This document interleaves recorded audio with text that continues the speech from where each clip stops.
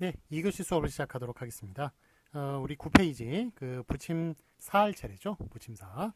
예, 우리 10판과 마찬가지로 부침 4를 보면 접두사처럼 쓰이는 한자, 뭐 그런 게 붙어서 된 말이나 아니면 합성어에서 뒷말의 첫 소리가 니은 또는 리을 소리로 나더라도 두음 법칙에 따라 적는다. 그래서 역이용의 역 같은 거 있죠. 이런 게 접두사처럼 쓰이는 한자어예요. 그래가지고 그래서 역 플러스 이용이 되기 때문에 역이용, 그래서 그 이용에 사실 두 번째 음절이긴 합니다만, 그래도 두음 법칙을 적용해서 역이용 이렇게 적어주는 겁니다.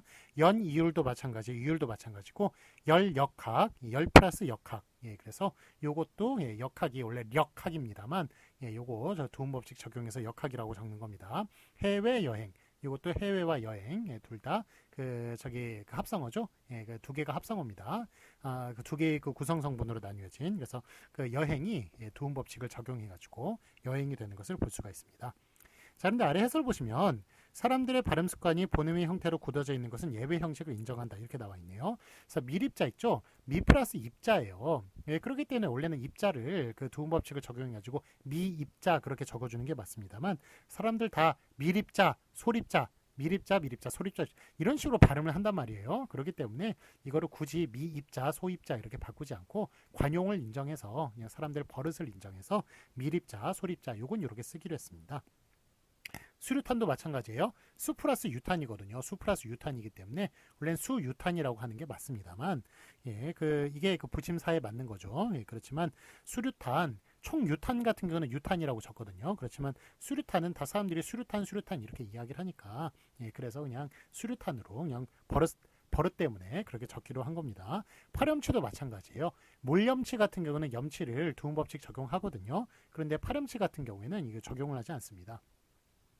왜냐하면 사람들이 다 파렴치 이렇게 부르기 때문에 요거는 그냥 버릇을 그대로 인정을 하기로 했습니다. 그래서 이걸 오히려 미입자, 소입자, 수유탄, 파염치 이런 식으로 하면 틀려요. 이런 식으로 틀리고, 사람들 버릇을 인정해가지고 밀입자, 소립자, 수류탄, 파렴치 이거를 맞는 걸로 인정을 했으니까 오히려 원래대로 하는 미입자 이런 식으로 하면 틀리다는 것, 그것도 기억해 주시기 바랍니다. 자, 그 다음에 다만 고유어 뒤에 한자어가 결합한 경우는 뒤에 한자어 형태소가 하나의 단어로 인식되므로 두음 법칙을 적용하여 적는다. 그래서 예를 보시면 개연, 구름양, 허파숨양 이런 식으로 되어 있죠. 근데 이거 이제 보시면 두음 법칙을 이제 적용하여 이제 적기로 했는데 저기 고유어 뒤에 연은 그렇고 양하고 그 다음에 난하고 요거를 좀 같이 봐주세요. 이거는 이제 바로 뒷항에 또 나오는 내용이기도 한데요. 여기는 양만 나오죠. 량이 있고, 그 다음에 란이 있어요. 란. 그 다음에 요것도 이제 양이 있고, 그 다음에 난이 있고요. 그래서 요거는 량하고 란하고 결합할 수 있는 건 한자어입니다. 그리고 양하고 난하고 결합할 수 있는 것은 고유어와 외래어예요. 그래서 요거를 따로따로 이렇게 뒤에 항목에 란이 나오거든요. 난이 나오기 때문에 요거를 묶어가지고 그렇게 이해를 하시는 게 좋을 것 같습니다. 자, 한자어 같은 경우에는 요게 딱 붙어가지고 두 개 량하고 란하고 붙어서, 그래서 마치 하나의 하나의 합성어처럼 그렇게 인식이 돼요. 그렇기 때문에 하나의 단어처럼 인식이 됩니다. 그렇기 때문에 량이라고 두음 법칙 적용하지 않고 써주고요. 그 다음에 고유어, 외래어 뒤에 붙으면은 요게 하나의 독립된 그런 단어처럼 인식이 돼요. 그래가지고 두음 법칙 적용해서 양이나 난으로 그렇게 적어주는 겁니다. 자, 그래서 적설량입니까? 적설양입니까? 적설은 이제 한자거든요. 그래서 적설량이라고 적는 거예요. 자, 그런데 구름량이 많겠습니다. 구름량입니까? 구름양입니까? 그건 고유어죠. 고유어기 때문에 구름양 그렇게 적어주는 것입니다. 자, 그다음에 투고란, 투고란입니까? 투고란입니까? 투고는 한자어죠. 그래서 투고란이라고 써주는 게 맞고요. 그다음에 만약 어린이난, 어린이가 이제 글을 쓰는 곳 어린이난이라고 한다면 어린이란입니까? 어린이난입니까? 어린이난이 되겠군요. 그 다음에 여러분 가심난 있죠? 그러니까 좀 약간 스캔들 같은 거, 그런 거 적는 것, 적는 난이 가심란인데 가심란 어디다 적는 겁니까? 가심란은 어떻습니까? 가십란입니까? 가심란입니까? 그건 외래어가 되겠네요. 그래서 가십란 그렇게 적어주는 게 맞는 것입니다. 자, 그래서 이제 그 연, 양, 뭐 이런 식으로 이제 얘기가 나오는데, 하여간 뭐 그 연은 잘 안 나와요. 연은 잘 안 나오고, 그 다음에 양을 생각할 때, 량은 한자어에 결합하고, 양은 고유에 결합한다, 고유 외래어에 결합한다. 뒤에 또 나오는 란하고 난하고, 그거까지 또 묶어가지고 그렇게 외우시는 게 좋을 것 같습니다. 란 같은 경우는 한자어 결합한다. 그 다음에 난은 고유어나 외래어하고 결합한다. 그렇게 보시면 되겠습니다. 자, 붙임 5번 보시겠습니다. 둘 이상의 단어로 이루어진 고유명사를 붙여 쓰는 경우나 십진법에 따라 쓰는 수도 붙임 4에 준하여 적는다. 자, 그래서 서울 여관 이런 식으로 고유명사, 그 여관이 그러니까 그 저 서울 여관이 하나의 단어처럼 그 저 둘이 붙여 쓰지만 그래도 서울 여관 이런 식으로 읽으니까 그래서 여관을 두음 법칙 적용해서 서울 여관이라고 적습니다. 서울 여관이라고 안 적고요. 그다음에 신흥 이발관도 마찬가지예요. 이거 저 그 상호명이죠. 상호명인데 이거 신흥 이발관 이런 식으로 읽으니까 그래서 뒤에 두음 법칙 적용해서 신흥 이발관 리발관이 아니라 그렇게 쓰는 것을 볼 수 있습니다. 자, 그다음에 그 수 있죠. 십진법도 6666 6666이 아니라 다 띄워가지고 6666 이런 식으로 다 띄워서 읽으니까 그래서 다 두음법칙 적용을 합니다. 자, 그런데 해설 보시겠습니다. 6636 이것도 마찬가지예요. 우리가 3636 이런 식으로 다 띄어서 읽잖아요. 그렇기 때문에 두음법칙 적용해서 6636 이렇게 이런 형식도 이해준합니다. 다만 56도 66봉 이런 것들은 이제 56도는 섬이 5개가 되기도 하고 6개가 되기도 하고 뭐 그런 섬이에요. 그런 섬이고 그 왜 56도라고 그런지 조금 이따 설명을 하겠습니다. 그다음에 66봉 이거는 6가지 봉우리가 있는데 그 뒤에 6개가 또 있는 겁니다. 그래서 총 12개 있는 봉우리가 있는 게 66봉인데 이렇게 마치 이제 56도, 66봉 이런 거는 56도 이런 식으로 안 읽어요. 56 그렇게 읽어버리고 66봉 이런 식으로 안 읽습니다. 66봉 이런 식으로 읽어버리니까 얘는 한 단어나 마찬가지입니다. 그래서 두음법칙 적용하지 않고 56도, 66봉 이렇게 읽고요. 그래서 이처럼 이제 두 단어로 읽어진 그 56 66처럼 두 단어로 갈라지는 구조가 아니므로 보는 대로 적고요. 그 다음에 5, 6, 10 이것도 마찬가지예요. 5, 6, 10 이런 식으로 그 대충 5, 60 정도 돼 이런 식으로 그렇게 합쳐가지고 그렇게 읽기 때문에 요거는 5, 60 대충 5, 60처럼 5, 60 정도 돼 이런 식으로 안 읽잖아요. 5, 60으로 읽어버리니까 이렇게 연속되는 경우에도 그것도 두음 법칙 적용하지 않습니다. 자, 그다음에 아까는 5, 6도 설명하기로 했죠. 5, 6도가 어떤 섬입니까? 이게 섬이 이렇게 돼 있어요. 하나, 둘, 셋, 넷, 다섯. 그리고 요거 섬이 하나 작습니다. 그래서 어떨 때 이제 섬이 5개가 되는 건가요? 요렇게 밀물이네, 밀물. 밀물대가 되면 섬이 5개밖에 안 되고요. 자, 그 다음에 요렇게 해서 썰물대가 됩니다. 썰물대가 되면 요게 이제 튀어나와가지고 요게 6개가 되네요. 이게 5, 6도예요. 근데 그 5, 6도가 부산 앞바다에 있는 게 유명합니다. 그래가지고 부산 앞바다에 5, 6도가 있어요. 그래서 예전에 조용필이 부른 돌아와요 부산항에 그 노래 5, 6도 돌아가는 연락선마다 뭐 이런 그 노래 가사가 나오거든요.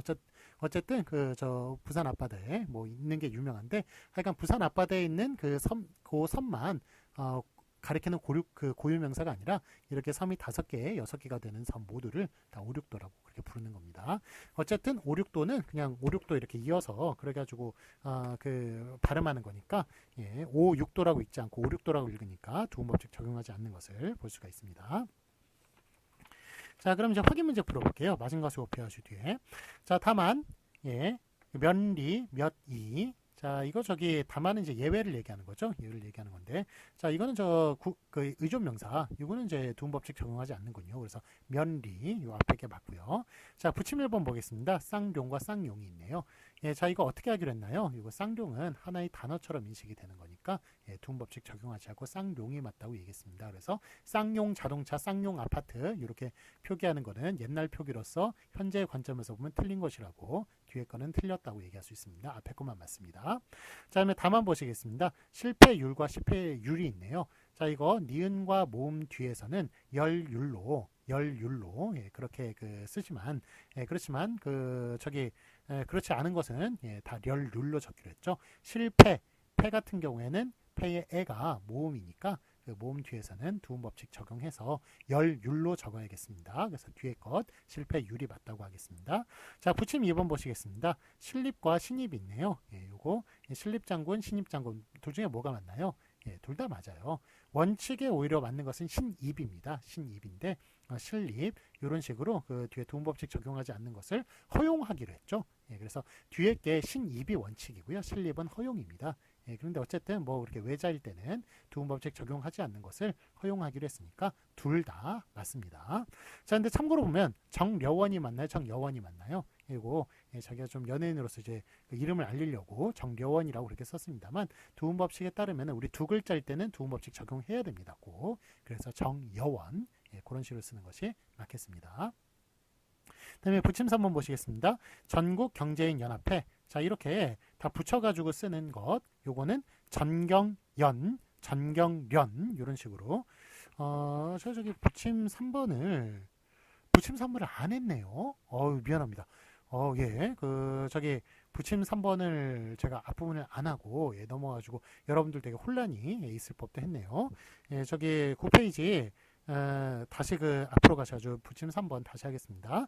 보시면 준말에서 본음으로 소리 나는 것은 본대로 적는다에 따라서 궁련, 대한교련 이런 식으로 그 앞자 이렇게 떼어가지고 이제 두문자어죠. 두문자어. 그래서 뭐 전교조, 전경련 이런 식으로 그 앞에 있는 글자 따가지고 단어를 만드는 것. 그 단어는 그냥 하나로 인식이 됩니다. 그래가지고 정경연이라고 적자고 정경련이라고 정경련 자체가 하나로 이렇게 인식이 되니까 두음법칙 적용하지 않는 것을 볼 수가 있습니다.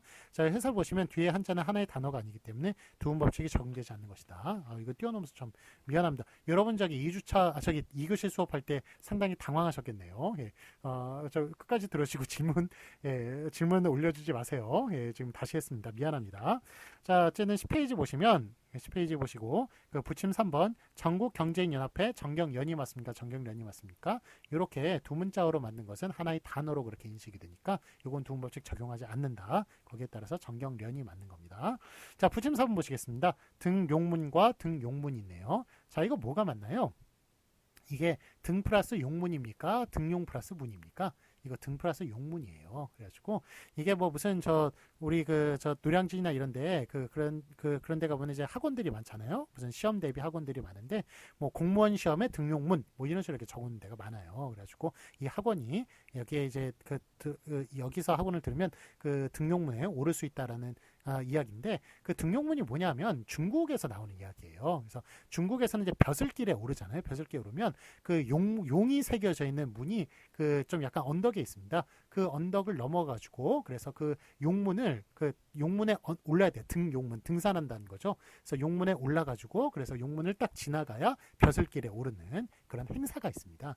그렇기 때문에 그걸 등용문이라고 하는 거예요. 그래서 등용 플러스 문이 아니라 용이 새겨져 있는 문, 용문에 오르는 것이기 때문에 등 플러스 용문. 그래서 두음법칙 뒤에 적용해가지고 그래서 등용문이라고 쓰는 게 맞겠습니다. 자, 그 다음에 그 X, 이거는 이제 다만죠. 예외적으로 저기 미입자, 요거는 미입자라고 이 원리상 미가 접두사처럼 사용되는 한자어니까 미입자라고 쓰는 게 맞을 것 같습니다만 사람들이 미립자 하니까 요거는 저 미립자를 맞겠습니다. 파렴치, 소립자, 수류탄 이런 것도 다 마찬가지였죠. 자, 그 다음에 적설량과 적설량이 있습니다. 자, 요거 어떨 때 량이 되고 어떨 때 양이 된다고 그랬죠. 앞에 한자어가 면 양이 되고 그 뒤에 고유어나 아니면 외래어가 면 양이 된다고 말씀을 드렸습니다. 자, 그래서 적설량이라고 이건 적설은 한자어니까 그렇게 적설량이라고 쓰는 게 맞겠습니다. 자, 다만 보시면 구름양, 구름량 뭐가 맞습니까? 구름량, 구름양. 이거는 구름은 고유어죠. 그러니까 그 구름 뒤에는 구름양 이런 식으로 좀 띄어서 읽어요. 그렇기 때문에 적설량 이런 거는 저 한자어니까 하나를 읽어버리고 그 다음에 고유어가 하면 좀 띄어서 읽는 그 버릇이 있으니까 그래서 뒤에 두음 법칙을 적용해가지고 구름양이 맞겠습니다. 뒤에 게 맞습니다. 자, 부침어분 보시겠습니다. 666, 666 이런 식으로 666 이런 식으로 띄어서 있죠. 띄어서 있기 때문에 두음 법칙 적용합니다. 그래서 뒤에 게 맞고요. 자, 그러면 해설 보시겠습니다. 다만 보면 5, 60 이런 식으로 이거는 그냥 이어서 대충 이렇게 얘기할 때 두 개를 이어서 얘기할 때는 그거는 이제 붙여가지고 보통 이제 발음을 하죠. 그래서 5, 60이라고 읽는 게 맞습니다. 5, 60 이런 식으로 읽지 않으니까 5, 60이라고 읽으니까 앞에 거 두음법칙 적용하지 않는 앞에 게 맞다고 얘기할 수 있겠습니다. 자, 이번에는 이제 10페이지 한글맞춤법 12항 리을 두음법칙 2번을 이제 보도록 하겠습니다. 자, 요거 이제 그 리을 있죠? 리을이 앞에 오면 무조건 니은으로 바뀐다라는 그런 규칙이 되겠습니다. 그래서 가장 간단한 규칙인데 이게 제일 뒤에 나오게 됐네요. 한글맞춤법 12항으로 10항 11항에는 좀 어려운 것들이 나오고요. 자, 제 12항 보시면 한자음 라레 로레 루르가 단어의 첫머리에 올 적에는 두음법칙에 따라 나뇌 노뇌 누으로 적는다. 그래서 기억을 취하고 니은을 버린다고 그렇게 나와 있습니다. 그래서 락원 원래 락원이에요. 락. 예, 그 오락할 때 락이거든요. 그 다음에 뇌성 뇌성 이것도 뇌라고 읽는 게 원래 발음이고 원래 그 저기 한자 발음이고요. 내일도 레라고 읽는 게 원래 한자 발음입니다. 그런데 우리 한국어에는 그 두음에 리을이 못 옵니다. 그래가지고 라디오 뭐 이런 거 있지 않느냐? 라디오 외래어입니다. 그래서 우리 한국어에는 리을이 앞에 못 와요. 못 오는데 하여간 그래서 이제 그런 것이 바로 두음 법칙이죠. 그래서 그거를 반영해가지고 낙원, 뇌성, 내일, 누각, 노인, 능묘 이런 식으로 써줘야 그런 식으로 발음하고 이런 식으로 써줘야 맞는 것이 되겠습니다. 자, 붙임을 보시겠습니다. 단어의 첫머리 이외의 경우는 본음대로 적는다. 그래서 쾌락, 극락, 거래, 왕래, 부로, 연로, 지뢰, 낭뢰 이런 식으로 그러니까 당연히 뭐 두음 법칙은 두음에만 적용이 되는 거니까 둘째 음절부터는 적용 안 됩니다. 그래서 단어의 그 첫머리 이외의 경우 둘째 음절 이하로는 다 본음대로 원래 두음 법칙 적용하지 않고 그렇게 적어주는 게 맞겠습니다. 자, 그 다음에 이제 해설 볼게요. 른과 라는 한자어 뒤에 결합할 때는 통상 하나의 단어로 인식하지 않기 때문에 본음대로 적는다. 그래가지고 른과 란 이렇게 나와 있습니다만 우리 앞부분에 이제 그 란을 배웠었죠. 량과 함께 란을 배웠습니다. 배웠는데 그 란이 시험 문제 많이 나오니까 란을 쓴 거예요. 릉도 물론 뭐 좀 다루긴 합니다만 릉은 좀 시험 문제가 좀 덜 나와요. 란이 시험 문제 되게 많이 나옵니다. 그래서 시험 문제라고 하면 제가 공무원 시험이라든지 뭐 KBS 항고 능력 시험 이런 거 말씀드린다고 얘기했어요. 자, 저기 예를 보시면 강릉, 태릉, 서울릉 이런 거 다 앞에 있는 게 강, 태, 서우 이런 거 다 한자어네요. 한자어고. 자, 그 다음에 저기 태릉이 이렇게 나오니까 말씀드리는 건데 태릉 선수촌, 태릉 선수촌 두 개 시험 문제 많이 나와요. 요거는 좀 능이 나옵니다. 자, 그러면 태릉과 태릉 저기 릉이 저기 아기 능 이래가지고 좀 작은 능을 아기 능이라고 그러거든요. 그래서 아기는 이제 고유어니까 아기 능이라고 쓰는데 거기까지는 좀 시험 문제는 안 나오는데 태능 선수촌은 꽤 나와요. 그래서 태릉이냐 태능이냐, 선릉이냐 선능이냐 이런 거 좀 많이 나오는데 태나 선이나 다 한자어니까 태릉, 선릉 이런 식으로 써주는 게 맞습니다. 자, 그 다음에 공란, 담란, 투고란 이건 아까 전에 배웠던 거죠. 공, 답, 투고 모두 다 한자어니까 란을 갖다가 붙여주고 고유어나 한자일 때는 난을 붙여준다고 얘기할 수가 있겠습니다. 그래서 다만 이게 아래 읽어보면 예컨대 어린이 난, 어머니 난, 가심난과 같이 고유어나 구음이 외래어에 외래어 뒤에 결합하는 경우에는 한글맞춤법 11항 붙임 4에서 보인 개, 연, 구름, 양의 경우처럼 두음 법칙을 적용하여 적는다. 자, 그래서 뭐 양하고 란하고 섞어가지고 그렇게 두 개를 같이 이해하시면 좋겠습니다. 자, 붙임 2번 보시겠습니다. 접두사처럼 쓰이는 한자가 붙어서 된 단어는 뒷말을 두음 법칙에 따라 적는다. 그래서 네 플러스 네월이네요. 그렇기 때문에 두음 법칙 적용하고요. 아까는 뭐 이건 계속 10항 11항 계속 반복이 됐죠. 그러니까 접두사처럼 쓰이는 한자어나 아니면은 저 합성어는 뒤에 있는 그 구성 성분을 거기에 그 두음 법칙을 적용한다라는 것 거기 얘기를 했습니다. 상노인, 상 플러스 노인, 중노동, 중 플러스 노동, 비논리적, 비 플러스 논리적 그렇기 때문에 다 저기 좀 내월 비논리적 이런 식으로 발음을 해요. 그렇기 때문에 뒤에 있는 걸 두음 법칙 적용하는 것을 볼 수가 있습니다. 자, 11페이지 보시겠습니다. 자, 해설 보시면 고랭지가 나오네요. 고랭지가 고냉지인가요? 고랭지인가요? 이거 보시면 이제 이게 고냉지입니까? 고랭지입니까?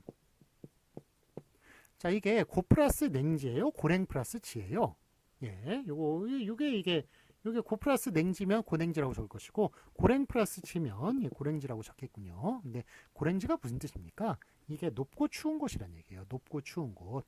그래서 우리 뭐 대관령이나 이럴 때 보면은 여름에 이렇게 지나가면 거기에 배추를 다 심어놨어요. 배추가 되게 잘 자라나 봐요. 그래서 옛날에 1박 2일 보면은 거기에 그 1박 2일 여러분들 아마 기억이 안 나실 것 같은데 어렸을 때 혹시 보셨으면 그 대관령 그쪽에 올라가지고 막 배추를 이제 다 수확하는 이제 그런 장면도 나오고 그래서 저도 좀 그거 보면서 고랭지가 저런 곳이구나 하는 걸 좀 안 적이 있습니다. 그래서 어쨌든 높고 추운 땅이란 얘기예요. 높고 추운 땅. 그래서 높고 추운 땅, 요거 아니겠죠? 높고 추우니 요게 이제 지를 수식을 하는 거잖아요. 그렇기 때문에 요걸 두 개를 이제 하나로 봐야 되는 겁니다. 그래서 고냉지가 아니라 고랭지예요. 고랭지. 그래서 그 고랭지 채소 할 때 고냉지가 아니라 고 플러스 냉지가 아니라 고랭 플러스 지다. 그래서 고랭지라고 적는 것이 맞다고 얘기할 수가 있겠습니다. 자, 그러면 저기 다시 한번 읽어보겠습니다. 11페이지 해설이요. 고랭지는 표고가 높고 찬 지방의 뜻을 나타내는 단어이므로 고 플러스 냉지로 적지 않고 고랭 플러스 지로 적는다. 이게 타당하겠군요. 자, 확인 문제 보겠습니다. 맞은 것을 오피하시오. 능묘가 맞습니까? 릉묘가 맞습니까? 능이 그거예요. 고유어가 고유가 아니라 능은 지금 두음에 나오죠. 지금 첫 음절에 나옵니다. 그래서 두음법칙 적용해가지고 능묘라고 쓰는 게 맞습니다. 어린이 대공원 주변이 예전에 능동이었어요. 능동. 그러니까 능이 있는 동이란 얘기입니다. 그래가지고 왜 거기에 능이라는 게 보통 이렇게 좀 거대하게 산 위에 막 거대하게 꾸며놓지 않았습니까? 그래가지고 거기에 무슨 능이 있나 싶은데 그 어린이 대공원 속에 조그만 능이 하나 있어요. 그걸 아기릉이라고 그러는데 아기 능이라고 그러죠. 아기 능. 그 조그만 능이 하나 있습니다. 아기같이 조그만 능이라고 그래가지고 그렇기 때문에 거기가 능동이에요. 능동. 어쨌든 릉동이라고 하지 않고 능동이라고 옛날에 지금 이제 로로 지금 이제 새로 주소로 다 바뀌었습니다만 거기를 능동이라고 이제 부른 이유는 바로 그 어린이 대공원에 능이 있기 때문이고 어쨌든 능묘나 능동이나 다 두음에 해당하는 것이니까 단어의 첫머리에 나오는 것이니까 두음법칙 적용해서 능동, 능묘 이렇게 써주는 것이 맞습니다. 자, 부침 1번 보시겠습니다. 이번 보시면 태능과 태릉이 있어요. 그 다음에 투고란과 투고난이 있습니다. 자, 요거는 다 두음 거기죠. 한자어에 결합하는 거죠. 그렇기 때문에 태릉이라고 써주는 게 맞고요. 투고란이라고 써주는 게 맞겠습니다. 자, 다만 보시겠습니다. 가심난과 가심란이 있네요. 자, 이거는 외래어네요. 구미 외래어니까 여기에는 난을 결합한다고 그랬죠. 그래서 가심난이라고 써주는 게 맞고요. 그 다음에 어린이 난, 이것도 고유어 뒤에서는 이제 난을 붙여주는 거죠. 그래서 어린이 난이라고 써주는 게 맞겠습니다. 자, 부침 2번 보시겠습니다. 실낙원과 실낙원이 있네요. 실 플러스 낙원이죠. 그래서 실이 접두사처럼 쓰이는 한자어니까 뒤에 것 두음법칙 적용해서 실낙원이라고 적어주는 것이 맞겠습니다. 뒤에 게 맞습니다. 자, 참고로 고랭지가 맞나요? 고냉지가 맞나요? 높고 추운 곳이란 얘기죠. 높고 추우니 땅을 수식하는. 그래서 고랭이 하나의 단어이기 때문에 그래서 두음법칙 적용하지 않고 고랭이라고 쓰는 것이 맞겠습니다. 앞에 게 맞습니다. 자, 이번에는 11페이지 제14망 살펴보도록 하겠습니다. 제6절 겹쳐나는 소리예요. 겹쳐나는 소리는 똑같이 적어준다고 제가 앞에 다룬 적이 있었죠. 그래서 똑같이 적어준다는 그런 내용입니다. 그래서 하늘마치법 14망 반복 소리 표기 제14망 한 단어에서 같은 음절이나 비슷한 음절이 겹쳐나는 부분을 같은 글자로 적는다. 그래서 딱이라고 그렇게 적어주는 거죠. 그래서 원래 국가 이런 식으로 국가라고 발음 안 하잖아요. 쓰지 않잖아요. 국가라고 쓰잖아요. 그렇게 무성음과 무성음이 연속이 되어가지고 뒤가 된소리가 나는 된소리 대기 같은 경우에는 표기에 반영을 안 한다. 그게 이제 앞에서 나온 원칙이었습니다만 그런데 제가 같은 음절 반복이 될 때는 그래도 된소리 반영한다, 된소리 쓴다 라고 그렇게 말을 한 적이 있을 겁니다. 딱딱 이런 식으로 그래서 똑똑 이런 것 그래서 똑딱 같은 경우에는 그렇게 된소리를 둘 다 적어주지만 깍두 같은 경우는 깍두기의 깍둑 같은 경우에는 깍과 둑이 같은 음절이 아니라고 그랬죠. 비슷한 음절도 아닙니다. 그래서 그거는 이제 깍두라고 적어주지만 깍두기라고 적어주지만 그렇지만 딱딱 꽃 이런 것들은 다 똑같은 음절이잖아요. 똑딱도 비슷한 음절이잖아요. 그렇기 때문에 그런 경우는 둘 다 된소리로 똑같이 적어준다고 말씀을 드린 적이 있습니다. 자, 그래서 똑같이 이제 적어준다는 그 규정이 뒤에 나온다고 말씀을 그때 드렸는데 그 규정이 바로 14망의 요 내용이 되겠습니다. 자, 그래서 이제 기억에 맞고 니은이 틀리는데 딱딱 딱닭 예, 그렇게 쓰는 게 아니라 똑같이 딱딱이라고 써주는 겁니다. 꽃꽃, 꽃꽃, 예, 꽃꽃이라고 똑같이 써주는 겁니다. 똑같이 써주는 겁니다. 쌕쌕, 놀놀, 씩씩, 예, 다 마찬가지. 눅눅. 예, 요거는 이제 같은 음절이네요. 그런데 똑딱똑딱, 요거는 이제 비슷한 음절이군요. 예, 그래서 예, 비슷한 음절일 때도 예, 똑같이 적어준다.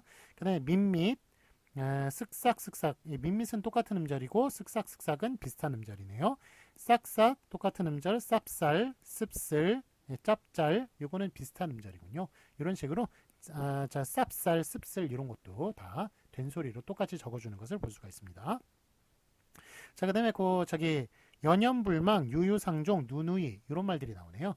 요거는 저 한자어예요. 그래서 사실 이제 고요하고 한자어를 좀 구분을 해야 됩니다. 고요 같은 경우는 고요의 이제 의성 의태어들 다 의성 의태어들이죠. 이런 거 똑같이 적어주는 게 원칙입니다만 한자어 같은 거는 오히려 다르게 적어주는 게 원칙이에요. 원칙입니다만 요거는 예외가 지금 세 가지가 실렸습니다. 그래서 이런 걸 좀 따로따로 분리해 가지고 썼으면 좋았을 텐데 여기 13항에 똑같이 지금 적어놔서 조금 약간의 이 규정이 좀 어려운 점이 있습니다. 혼란을 주는 점이 있는데 자, 아래 해설을 보시면 연연불망 유유상종 누누이는 한글 맞춤법 11항 즉 두음법칙의 규정을 적용하면 연연불망 유류상종 그 다음에 누루이 이런 식으로 앞에 걸 이제 두음법칙 적용해가지고 이렇게 적을 것이지만 사람들의 발음 형태가 연연, 유유, 눈으로 굳어져 있는 것이므로 관용 형식을 취하여 즉 버릇대로 연연, 유유, 눈으로 똑같이 적기로 한 것입니다.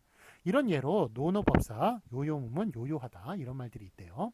자, 그런데 뭐 노노법사 같은 경우에는 뭐 요요무문, 요요하다 이런 말 들어보신 적 있어요? 예, 들어보신 적 거의 처음 들어보셨죠? 예, 노노법사는 뭐냐면 절에서 예, 저 스님들 있죠. 스님이 그 사제 관계가 있거든요. 스승과 제자 관계가 있는데 제자의 스승님이 바로 법사입니다. 그런데 또 스승님의 또 스승님이 있을 수 있지 않겠습니까? 그분이 노법사님이에요. 노법사님. 그 다음에 또 스승님의 스승님의 스승님임. 그러니까 증조 할아버지에 해당하는 분이 있을 수 있잖아요. 그분이 바로 노노법사입니다. 예, 그래서 이거는 저 불교 절에서만 그것도 스님들만 사용하는 용어이기 때문에 이거는 뭐 굳이 몰라도 되는 그런 용어라고 생각이 듭니다. 요요무문 같은 경우도 이름이 알려져 있지 않는 예, 보잘것없어 이름이 알려져 있지 않다 뭐 그런 뜻이고 그 다음에 요요하다는 고요하고 쓸쓸하다 뭐 이런 말이라고 하는데 예, 저는 뭐 이거 한글 맞춤법 공부하면서 저도 처음 들어봤어요. 예, 별로 쓰지 않는 말입니다. 그래서 이런 말은 굳이 아실 필요 없습니다. 아실 필요 없고 그렇지만 위에 있는 연연불망, 유유상종, 누누이 같은 경우에는 요거는 좀 자주 사용이 되는 거네요. 연연불망 잊어버리기 어렵다. 그 다음에 유유상종 비슷한 사람끼리 같이 어울린다. 그 다음에 누누이 같은 경우는 반복적으로 뭐 이런 말을 이것은 사용을 하니까 요 세 가지 예는 예, 알아두시는 게 좋겠습니다. 그래서 총 한자어 중에 6개가 예외예요. 요거 똑같이 적어주는 한자어는 똑같이 안 적어주는 게 원칙입니다만 똑같이 적어주는 게 6가지 예외가 있습니다만 그 아래 노노법사 요요문 요요하다는 뭐 잊어버리셔도 되고 예, 그 위에 3개 그거는 기억해 주시기 바랍니다. 자, 그러나 그 밖의 경우에는 계속 읽겠습니다. 제2음절 이하에서 보는 대로 적는 것이 원칙이다. 예, 그래서 요거는 이제 다르게 적어주는 게 원칙이라는 겁니다. 랑랑하다. 원래 랑랑이 하다예요. 랑랑하다인데 이거는 저 앞에 있는 것을 두음법칙 적용해야죠. 예, 첫 음절이니까 두음법칙 적용해가지고 랑랑하다 이런 식으로 적어주는 게 원래 맞다는 겁니다. 냉랭하다, 농록하다, 늠름하다, 연년생, 염염불망, 영력하다, 인린하다, 적나라하다 이것도 다 마찬가지예요. 그 앞에 있는 것을 다 두음법칙 적용해가지고 다르게 적어주는 것을 볼 수가 있습니다.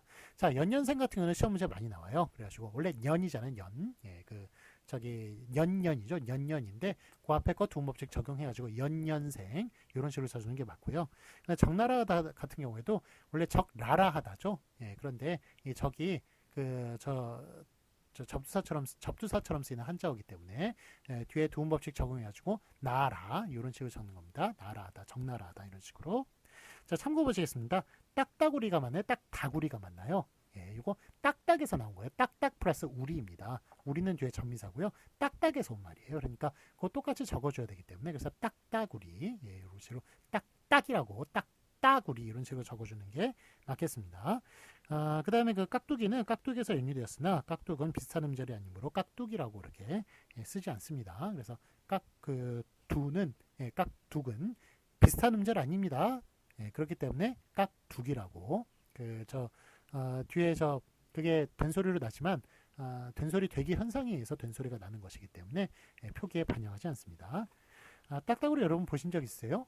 저는 예전에 그 산정호수에 갔을 때 딱따구리 실제로 봤습니다. 그래서 혹시 산정호수 뭐 요즘은 이제 그것 때문에 위험해서 코로나 때문에 위험해서 이렇게 외출을 안 하시는 게 좋겠습니다만 나중에 이제 오직 산정호수 가실 일 있으면 거기 산정호수 이렇게 끼고 이렇게 한 바퀴 도는 데 있거든요. 그런데 그 하여간 옆에 산이 있는데 그 산에 보니까 딱따구리 거기 살더라고요. 그래가지고 저는 예전에 뭐 튜니툰스인가 뭐 거기에 있는 만화로 딱따구리를 보긴 했습니다만 실제 그 딱따구리하고 생긴 게 되게 달라요. 다르고 되게 화려하게 생겼습니다. 그리고 작고 되게 화려하게 생겼는데 사람이 제가 딱따구리다 얘기한 순간 바로 날아가 버리더라고요. 그래서 사람을 되게 무서워하는 새이기 때문에 그래서 제가 평소에 많이 보지 못했나 그런 생각을 했습니다.